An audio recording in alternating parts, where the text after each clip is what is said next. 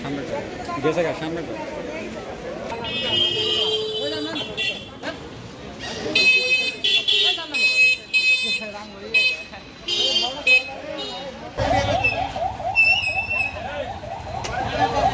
Camera পদত্যাগ পদত্যাগ প্রিন্সিপালের পদত্যাগ দুর্নীতির কালো হাত ভেঙে দাও ঘুরিয়ে দাও ঘুরিয়ে দাও ঘুরিয়ে দাও দুর্নীতির কালো হাত ভেঙে দাও ঘুরিয়ে দাও দুর্নীতির কালো হাত দুর্নীতির আস্তানা ভেঙে দাও ঘুরিয়ে দাও ভেঙে দাও ঘুরিয়ে দাও দুর্নীতির আস্তানা আমাদের দাবি মানতে হবে মানতে হবে মানতে হবে মানতে হবে আমাদের দাবি দফা এক দাবি এক প্রিন্সিপালের পদত্যাগ পদত্যাগ পদত্যাগ প্রিন্সিপালের পদত্যাগ দফা এক দাবি এক প্রিন্সিপালের পদত্যাগ আমাদের দাবি মানতে হবে দুর্নীতির কালো হাত ভেঙে দাও ঘুরিয়ে দাও ভেঙে দাও ঘুরিয়ে দাও প্রিন্সিপালের হাত না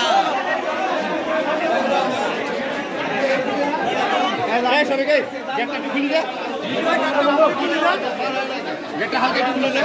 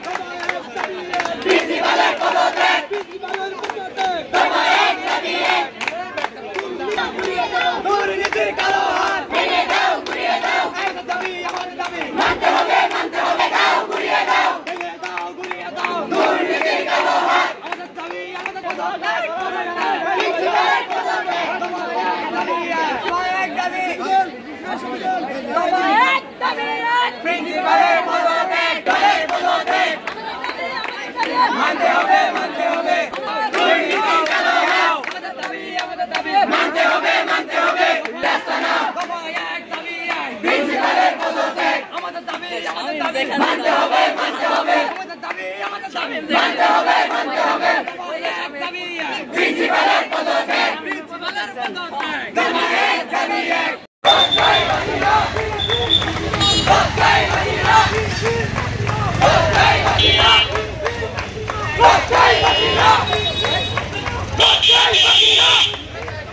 আমরা আজ সমস্ত শিক্ষক কর্মচারীবৃন্দ একত্রিত হয়েছি।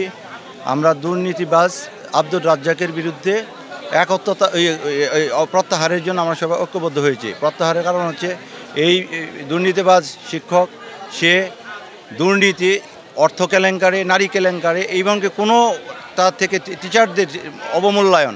এবং সবচেয়ে দুঃখের ব্যাপার একটা জিনিস বলতেই হয়, আমাদের ওখানে অনেক টিচার যারা এখানে রিটায়ার করছেন তাদের 2 মাস থেকে তাদের ঘুরাইতেছে, কাগজে সিগনেচার দিতেছে না। কারণ একটাই, তাদের কাছে টাকা দাবি করছে।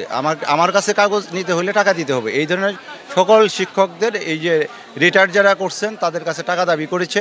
এবং শিক্ষক যারা ছাত্রদেরকে এক্সট্রা 500 টাকা করে, আরও অনার্স ডিপার্টমেন্টে আরও টাকা দাবি করেছে, এক্সট্রা আলাদা অ্যাকাউন্টের মাধ্যমে সেই টাকা উত্তোলন করতেছে। এবং এটা সে অ্যাকাউন্টেন্ট এবং অধ্যক্ষ তারা দুজনেই জানে এই উত্তোলিত টাকা ভুয়া রিসিটের মাধ্যমে সে উত্তোলন করতেছে। আর 2 নম্বর কথা হইল এই তার যে অফিস রুমের উপরে রেস্টরুম, এই রেস্টরুম কোনোভাবেই একজন প্রিন্সিপাল করতে পারেন। সেই রেস্টরুমের কমিটিতে আমাকে রাখা হয়েছিল এবং এই কমিটিতে রাখার কারণে আমাকে দুর্ব্যবহার করছে। দুর্ব্যবহার কারণটা হইল সে যে ধরনের জেনুইন ভাউচার ছিল না। জেনুইন ভাউচারটা আমি যখন জিজ্ঞেস করছি ভাউচার সে দেখাইতে রাজি হয় নাই। না হওয়ার জন্য আমার সাথে সম্পূর্ণভাবে দুর্ব্যবহার করে প্রিন্সিপাল এবং অ্যাকাউন্টেন্ট আমার সাথে যথেষ্টভাবে দুর্ব্যবহার করছে। দুর্ব্যবহার করে ঘর থেকে বের করে দিচ্ছে। আমার অধিকার, আমি একটা কমিটিতে ছিলাম, একটা শিক্ষকের অধিকার কমিটি যে 5 জন সদস্য থেকে 5 জন সদস্যের মধ্যে আমি একজন সদস্য। আমার সাথে এই দুর্ব্যবহার এই প্রিন্সিপাল করেছেন। এটা ছাড়া সবচেয়ে বড় হল নারী কেলেঙ্কারি। যদিও আমরা টিচারদের বলতে চাই না, সে যেভাবে তার অফিস রুম এবং অ্যাকাউন্টস রুমটা যেভাবে করেছে, সন্ধ্যার পরে সেই অ্যাকাউন্টেন্ট এই বাসাতে আসে, এই বাসায় আসে রেস্টরুমে রেস্টরুমে এটা ওপেন সিক্রেট, এটা তো আমরা জানি না, তো সবাই বাইরে তো সবাই জানে, রাতের ইয়েতেও আসে এরকম করছে। তো এটা সবাই জানে এটা আর কি। তো এটা আমাদের ম্যাডাম শিক্ষক যারা আছে তার কাছে এখন ভীত সন্ত্রস্ত হয়ে গেছে। সবচেয়ে বড় কথা হইল যখন ম্যাডামরা যায় একজনকে শুধু অ্যালাউ করে, এবং একজনকে অ্যালাউ করার মানে সে দুর্নীতি। এবং ইভেন কি প্রিন্সিপাল সিগারেট কোনো দিন খাইতে পারে না। সে সেকেন্ড বাথরুমে কারো সাথে কথা বলতে পারে, বাথরুমে নিয়ে যায় কী কথা বলে, এটা আমাদের সন্দেহজনক। একজন কথা বললো প্রিন্সিপাল, ওপেন বলতে টেবিলে বলবে, সে বাথরুমে প্রত্যেকটা টিচারকে নিয়ে কোনো দরকার হলে বাথরুমে নিয়ে যাওয়ার কথা। বাথরুমে নেওয়ার কারণটা কি, এটাও আমাদের একটু দুর্বিসন্দেহ। তবে আমরা সবাই ঐক্যবদ্ধ এটা চাইছি অ্যাকাউন্টেন্ট এবং এই দুর্নীতিগ্রস্ত প্রিন্সিপাল যাতে এই কলেজ থেকে প্রত্যাহার করা হয়। আমরা সবাই চাইতেছি প্রত্যাহার। একটা দেখে আমাদের টিচারদের প্রত্যেকের দাবি এই দুর্নীতিগ্রস্ত প্রিন্সিপাল যেন আর একদিন এই কলেজে অবস্থান না করে। এই জন্য আমরা সবাই সমবেত হয়েছি, আমরা সবাই ঐক্যবদ্ধ হয়েছি এবং সমস্ত টিচার এবং শিক্ষক একত্র ঘোষণা করেছে ওই দুর্নীতিগ্রস্ত যেন 1 সেকেন্ডের জন্য আর ক্যাম্পাসে ঢুকতে না পারে। এটা আমার না এবং টিচারদের একজনের বেতন বর্ণাঢ্যদের মধ্যে বিতরণ করা, সেই টাকাটাও সে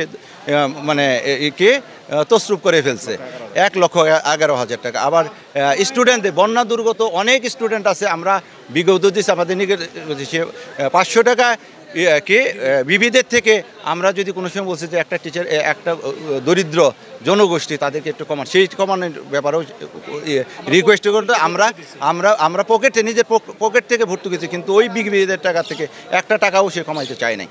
এটাই হলো আমরা সবাই এখানে যারা আছেন এবং সবারই আবারও বলি সবারই একটা দেবী। আজকের অ্যাকাউন্টেন্ট 5টা চেক আর কি বললো চাবি নিয়ে গেছে এই কলেজ থেকে। তো এখন সবাই আমাদের টিচার পরিষদ সবাই বলতেছে যে এটা একটা দুর্বিষহ। স্যার আমাকে বলছে যে স্যার এই ব্যাপার কি, তো এখন আপনাদের মাধ্যমে জানাইতে চাই ও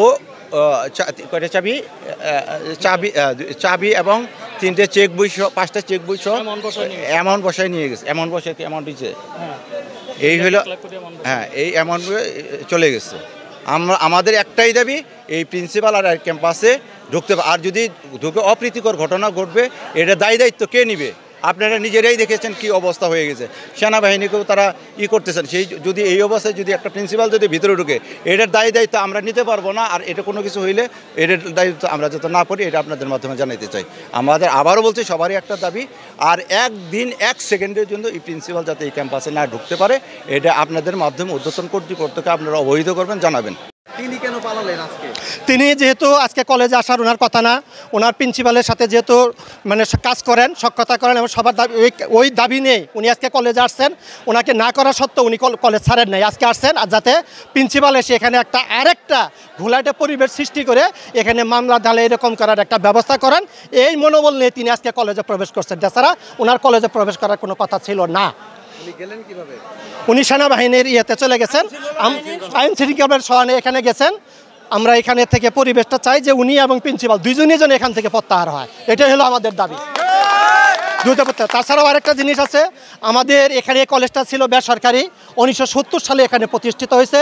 এই প্রতিষ্ঠার পর থেকেই এই 8 আগস্ট 2018 থেকে পরে হয়েছে সরকারি, কিন্তু এর আগে আমাদের বেসরকারি ছিলেন। সেই জিও হওয়ার পরে এখানে আমাদের বেসরকারি আমলে নিয়োগপ্রাপ্ত অধ্যক্ষ, উপাধ্যক্ষ স্যার এবং আরও সিনিয়র কর্মকর্তারা তারা সরকারি বিল বেতন পাওয়ার আগেই তারা অবসরে চলে যান। এই অবসরে যাওয়ার পরেই উনি তার কাছে আমরা কাগজ ফরওয়ার্ডের জন্য আমাদের স্যারেরা বারবার আসেন, আসার পরেও বিভিন্ন টাল বাহানার মাধ্যমে উনি তাদের কাগজগুলো প্রত্যয়ন করতেছেন না। অনেক আমাদের যারা রিটায়ার্ড পার্সন শিক্ষক কর্মকর্তা আছেন তারা মানবেতর টাকা না পেয়ে মানবেতর জীবনযাপন করতেছেন। এই ফলশ্রুতিতে আমরা তাকে বারবার আমরা শিক্ষক পরিষদের পক্ষ থেকেও বারবার তাকে আমরা রিমান্ডার দিয়েছি, আমাদের একাডেমিক কাউন্সিলে রিমান্ডার দিয়েছি, কিন্তু তারপরেও তিনি তাদের কাগজপত্র ফরওয়ার্ড করেন না। এক পর্যায়ে উনি এই আমাদের অবসরপ্রাপ্ত শিক্ষক যারা মানবতার জীবনযাপন করতেছে তাদের কাছ থেকে টাকা দাবি করেন তিনি দেওয়ার জন্য, স্বাক্ষর দেওয়ার জন্য, যে ওনাকে সম্মানই দিতে হবে, সম্মানই না দিলে উনি স্বাক্ষর করবেন না। শুধু তাই না, এখানে ছাত্রছাত্রীদের কাছে বেশি অর্থ আদায় করার জন্য উনি একটা বিভিত নামে একটা অ্যাকাউন্ট খুলে সেখানে ছাত্রছাত্রীদের কাছ থেকে 500 টাকা করে বেশি নিয়ে আসছে। এই যে টাকা প্রায় 8-10 লাখ টাকা 3 ভর্তি এবং ফর্ম ফিল আপ থেকে আসছে, এই টাকার কোনো হদিস উনি আমাদেরকে দিতে পারেন নাই। সেই টাকা কোথায় আসছে? শুধু তাই না, আমাদের যে 5 আগস্টের পরে বিভিন্ন জায়গায়, দেশের বিভিন্ন জায়গায় যে বন্যার কবল হয়েছিল, সেখান থেকে আমরা মাননীয় প্রধান উপদেষ্টার আদেশক্রমে তিনি যে একটা সার্কুলার দিয়েছিলেন, সেখানে আমরা তহবিলে প্রত্যেকটা শিক্ষক কর্মচারী আমরা 1000 করে টাকা দিয়ে সেখানে 1,11,000 টাকা আমরা তিনি স্বাক্ষর করে নিয়ে গেছেন, কিন্তু অদ্যাবধি এই টাকা জমা হয়েছে কিনা আমরা প্রত্যেকটা শিক্ষক কর্মচারী আমরা জানি না। আমার নাম আহসান হাবিব রাজা, বিভাগীয় প্রধান, ব্যবস্থাপনা বিভাগ। আমার চাকরি ছিল না, তারপরে আমি বাইরে মামলা করে এখানে এসে পুনর্বহাল হয়েছি। আমার 4টা ছেলে মেয়ে, এরা ওই সময় লেখাপড়া করতো ঢাকাতে। আমার আর্থিক অবস্থা খুবই খারাপ ছিল, সেখান থেকে এখন আমি উঠতে পারিনি। অনেক আশা ছিল যে সরকারি পড়ানো হয়ে গেছে, হয়তো সরকারের সুবিধা আমি পাবো। 271টা কলেজ বাংলাদেশে একসাথে সরকারি পড়ানো করা হয়। শুধু আমার মনে হয় কলেজের কাগজপত্রগুলো নিজ অফিসে জমা হয়নি। যে আচরণ উনি ডিও লেটার নিয়ে, আওয়ামী লীগের ডিও লেটার নিয়ে এখানে এসে জয়েন করছে। উনি আমার সাথেও দুর্ব্যবহার করছে। আমি বিএনপির একজন নেতাকে দিয়ে ফোন করেছিলাম, আমাকে বাড়ি থেকে ডেকে এনে সে আমাকে শাসাইছে। ওনার দুর্নীতি, স্বেচ্ছাচারিতা, এবং এই কলেজের এমন কোনো শিক্ষক নাই তার সাথে সে দুর্ব্যবহার করে নাই। সে আপনার দীর্ঘ সময়ের শিক্ষকতা জীবনে আপনি কোনো শিক্ষক, কোনো প্রিন্সিপাল একেবারে কলেজ ক্যাম্পাসে তার থাকার জন্য এসি লাগাইয়ে বাথরুম দিয়ে রুম বানাচ্ছে, সেখানে রাত্রি যাপন করেছে।